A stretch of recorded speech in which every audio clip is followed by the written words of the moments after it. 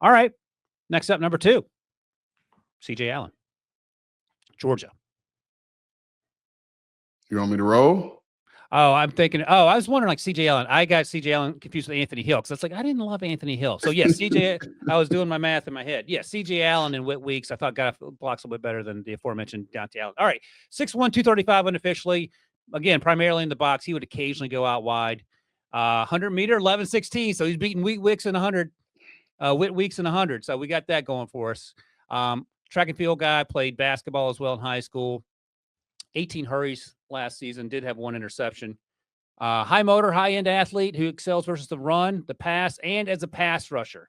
Thick, you can see it here, compact build, consistently floats the ball laterally and consistently gets there with purpose. And he will take on between the tackle blocks all day long to get to the ball. There's a lot to like about C.J. Allen. You had him ranked below. You had him at 4 below Anthony Hill. You had at number 1. We'll talk about him in a second. What do you got on C.J.? So CJ, I thought he was a first and second down linebacker. I thought he was functional on third, and again, we talked about it earlier. Me liking guys that were instinctive. I Right. felt like he was a step late reading the triangle, and so I'm looking at my notes, and I said he plays with a see ball, get ball mentality. And I think he's still young, so he's still developing from that standpoint. But it was the lack of instincts, that being a step late, to me, which is what held him back. But man, you talk about urgency, you talk about toughness, and you talk about violence. Like, he is a violent hitter. He arrives with bad intentions, which you love. He's like I said, his instincts, he was adequate to key and diagnose quickly. Um, but even him as a blitzer, I said he was a block hitting blitzer, meaning that he runs down the middle of blocks, but it's all violent. Like, he's just looking to run through the face of the running back in his pursuit of the quarterback.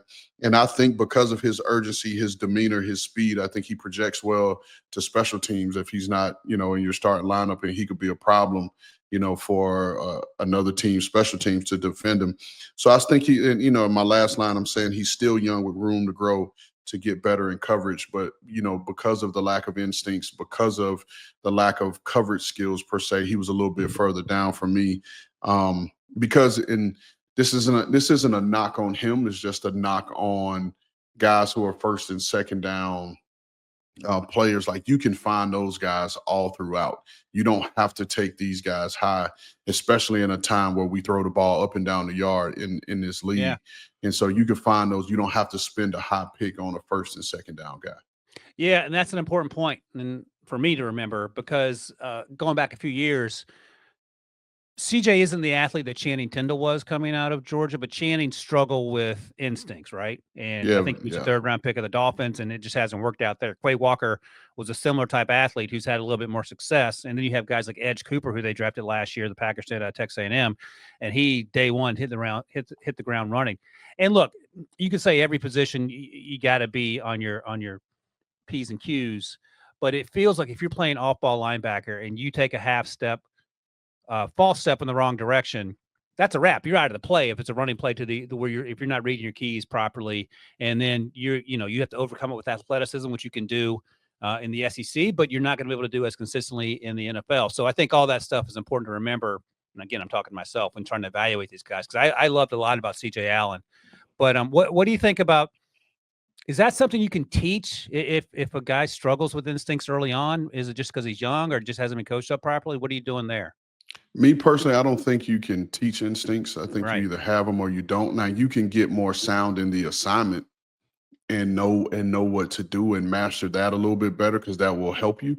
But like you were talking about, these offenses now, you look at the Niners, you look at the Rams, you look at the Browns, you look at all these guys that come from, the Dolphins, the Packers. They use a lot of motions and shifts, and that's window dressing. That's to get your eyes dirty for the defense, and they use a lot of that not only in the run game but in the passing game as well.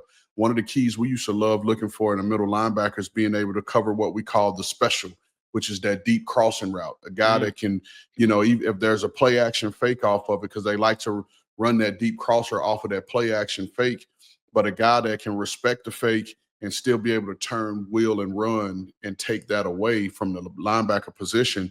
And if your eyes are dirty and you're following all these guys crossing in front of your face, and you're like you said, just a step late, then now you've got a tight end like George Kittle or Travis Kelce or these athletic guys that now they've cleared on these deep crossers. And so it puts you in trouble. So linebacker is the one position from an instinct standpoint that you have to be on it.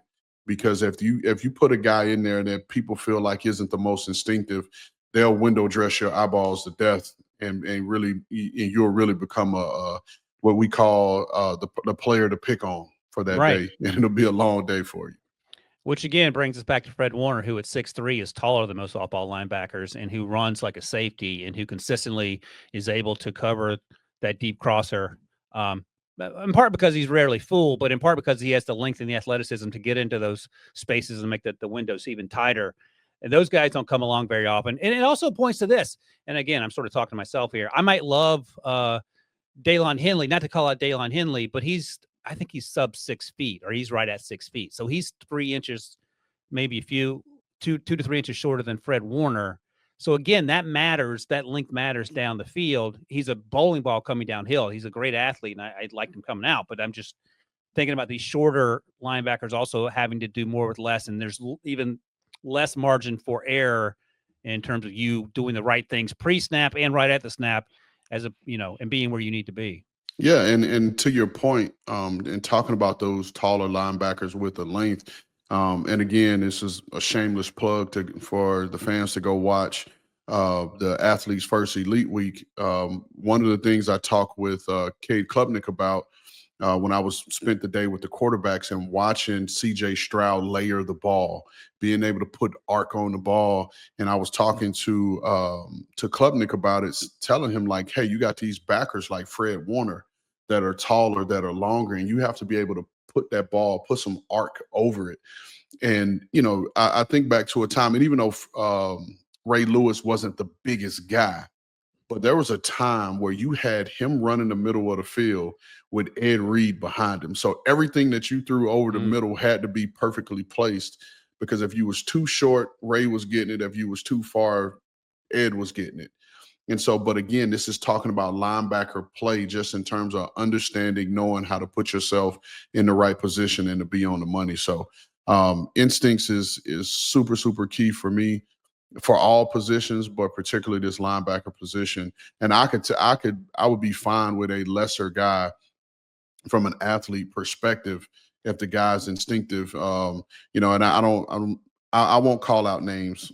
I won't put anybody out there, but I'll just say in my earlier career at the Falcons, we had a backer that was fast, explosive, and could get there, but he was really a step late, didn't make very many plays downhill in terms of plays in the backfield, TFLs. And then we brought in an older guy that didn't move as well as he used to, but he was so instinctive and could feel it and see it. And he made tons of splash plays for us just based off of instincts alone. Because at some point, your athleticism is going to run out, and you got to be able to process and play the mental part of the game. Right. And one of the things, just to take you back a little bit, our buddy Rick Spielman, I think he said he ran a 4.68 at his pro day, but he said if you asked him to go right or left, his hips were going to come off. He was a practice squad guy. I think he was like a training camp guy. So he was in training camp with the Chargers. He had to cover Kellen Winslow Sr., and he said he knew pretty quickly that wasn't going to work out long term. And then he was with the Lions for a little bit with his brother, Chris, who was a second-round pick. And he said he could beat Chris in a foot race all day long. But Chris, sideline to sideline, rarely, if ever, got beat because he was so incredibly smart and instinctive, and he overcame a lot of the, athletic hurdles that today's linebackers may struggle with. Although he told a story once where Barry Sanders got him, and that just no. But I mean that's not even fair. Barry Sanders got everybody. Yeah, not even Barry. It's similar. Bo Jackson got him once. I think it was like a Monday Night Football. He told a story where he got him. He turned the corner on him, but he said, "What? Right? What was I going to do?"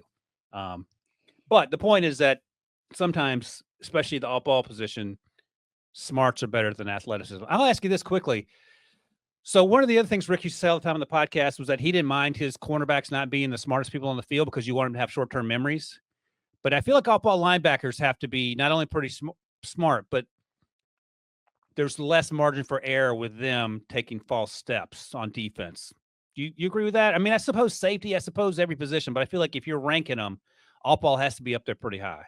Oh yeah, for sure. And like I said, because especially now with the way the game is played, with the motions and the shifts and the window dressing, you have to have a level of like just mental calmness to you, the way you play the game, Right. and you can't let those things fluster you, and you have to be able to bounce back when because you're going to get got. That happens, but you have to be able to bounce back pretty quickly from that. And again, the linebacker, in particular the middle linebacker, is the primary communicator. If you look at most teams, when they have the person calling the defense that wears the green dot, it's particularly the middle linebacker, and that person has to be able to communicate.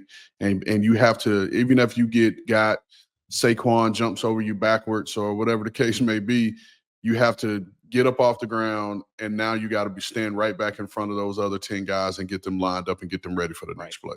That's right. That's right. That's an important point too, because you are the one setting the defense and getting the play call and having to do all that stuff. So you got to have a short-term memory as well. And in addition to that, basically be the quarterback of the defense.